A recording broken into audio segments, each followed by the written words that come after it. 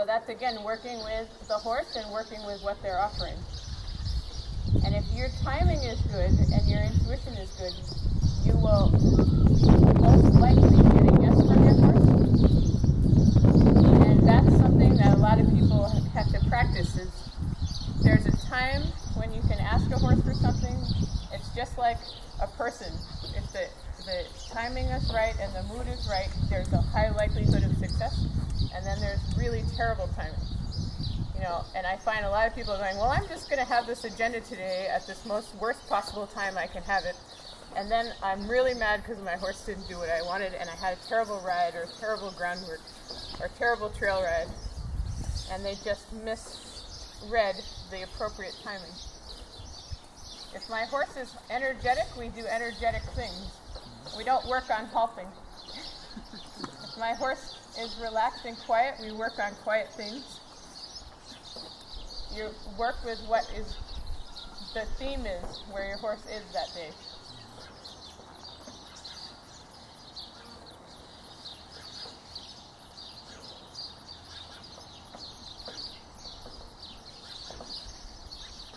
Oh, he's having a good time this morning.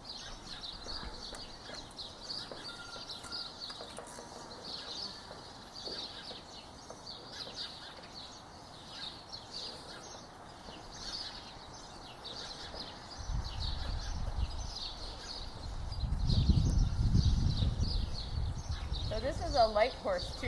He is very, people just a gesture with him. Not a lot of big energy. Oh, hello.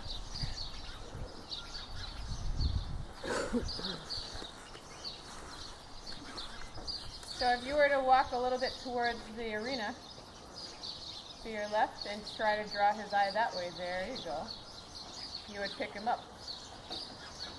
It's so good. And you're on his offside, which is good.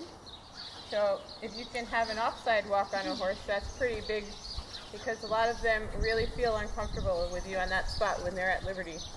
They won't let you in the right eye. He had a little opinion about that.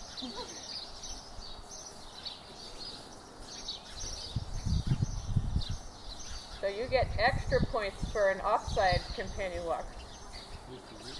Extra high score grade. It's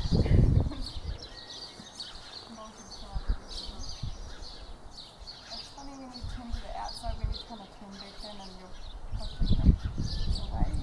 Yeah, yeah. It's quite easy to do. I kind of feel just quite lit. We're going to have to ship Jack around as a waterhole ritual professional horse for clinics. Just come all through the program now.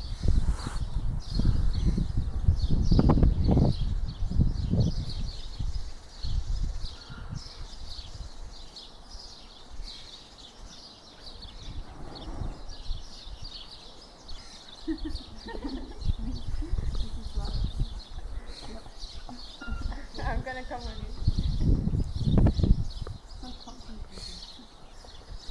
Isn't that cool though? Yeah, and so free will. Yeah, and he does. You all have had very little time on him. We've had a few hours each morning, probably no more than 4 hours total with this horse, and each of you have had a few minutes to work with him.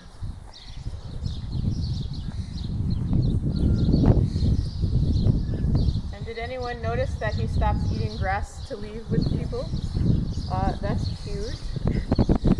So when anyone says to you, you can't work the horse around grass and get their focus off the grass, this is what I was wanting to show everybody. That they will walk with you. So just leave it there? Yeah. Well done. Do you think you could do that with someone else's horse? Yep. See, if you can do this with this horse, you can do it with any horse.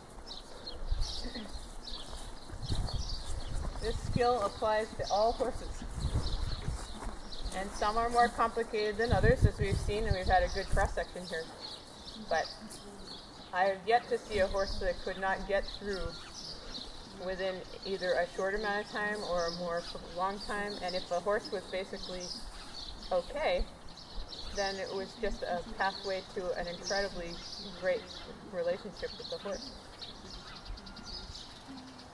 Good morning, Dad. Is the PA still working? No. Oh, it's gone out again? What I thought.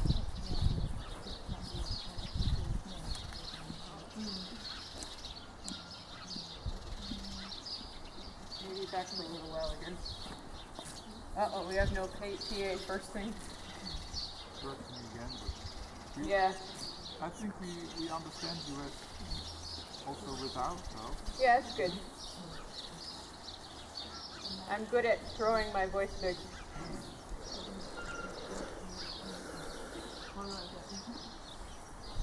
So the way you're carrying the whip is a little bit suspicious. So you let it drag on the ground a little, that's better. For a horse like him, that might be a little bit worrisome for him. Oh, good job.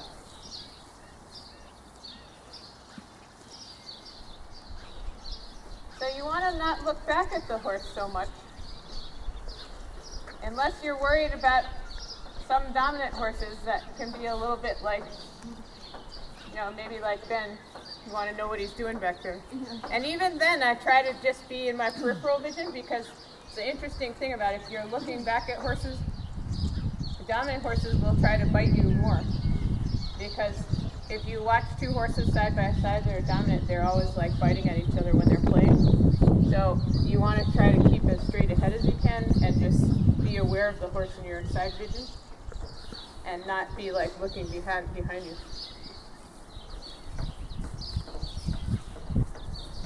You bring him back to your chair? Oh, he's all on you.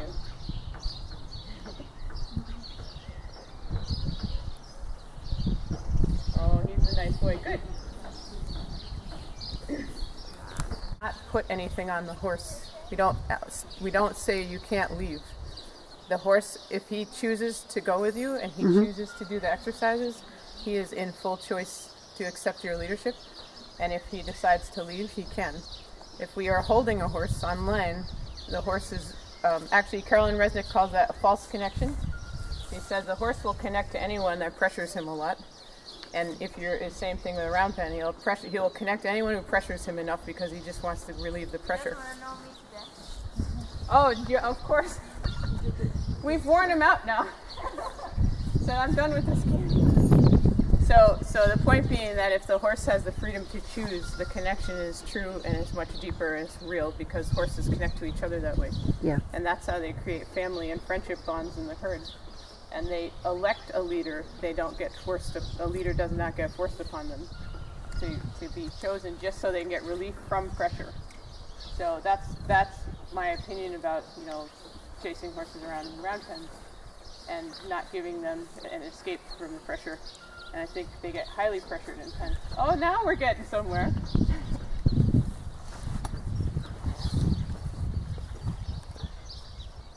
See, I would keep going around that way. I wouldn't have gone back the other direction.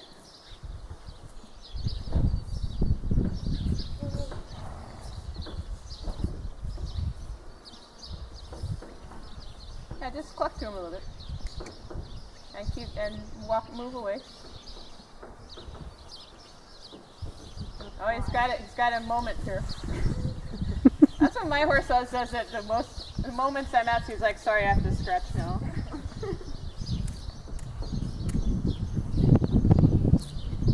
There you go.